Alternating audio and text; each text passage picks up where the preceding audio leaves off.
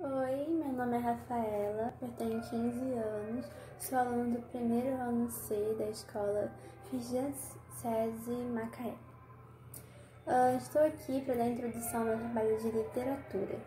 Se trata de uma das mais famosas obras de Gil Vicente, O Alto da Barca do Inferno, ou também conhecida como O Alto da Moralidade.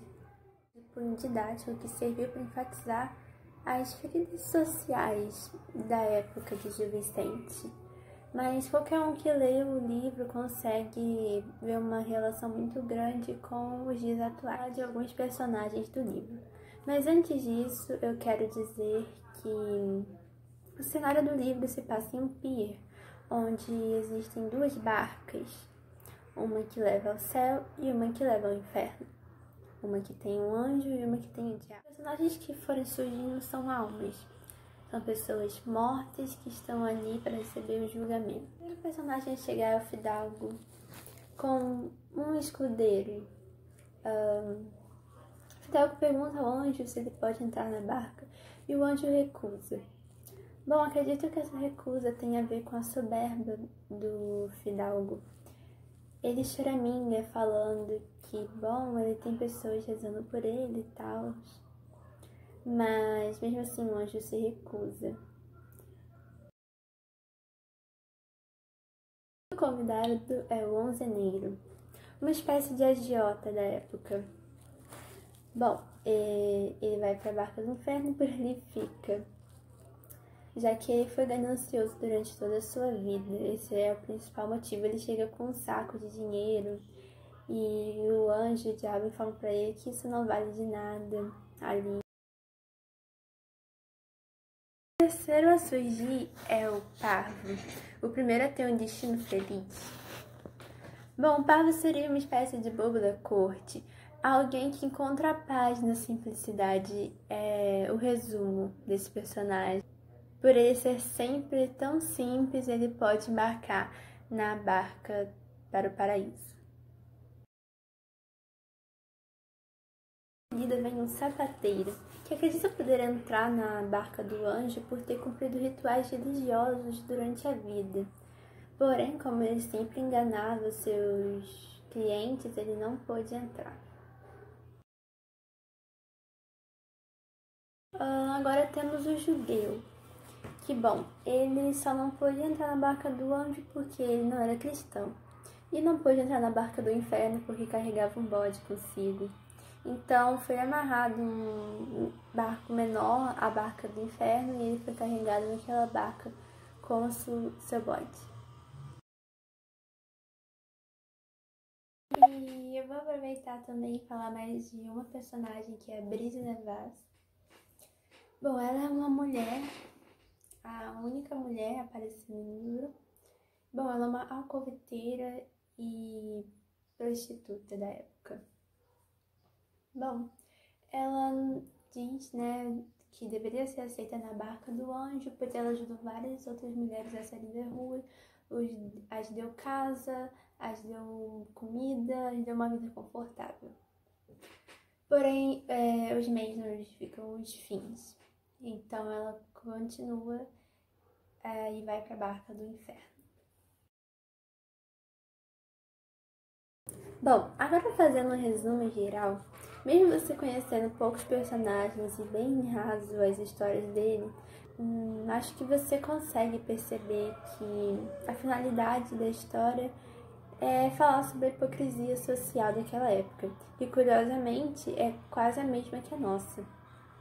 Para agregar maior reflexão sobre isso, eu irei fazer 3 perguntas a um convidado. Tente respondê-las também. Estamos aqui com o convidado Jackson Jesus Ferreira. É um técnico de informática para responder perguntas do meu trabalho de literatura.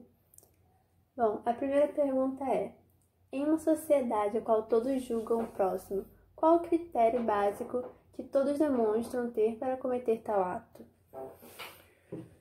Primeiramente, será que realmente cabe a nós o julgamento? Eu acho que quem julga não tem no mínimo de critério e acaba com a validade do julgamento e só faz por mera conveniência. Segunda pergunta. O autojulgamento na atualidade se tornou algo distorcido, algo prejudicial?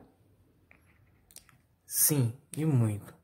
O fato dele ser distorcido pelas pessoas e as convivências acaba se tornando prejudicial, uma vez que levamos em conta as diversas vertentes do mundo que vivemos hoje. Terceira pergunta.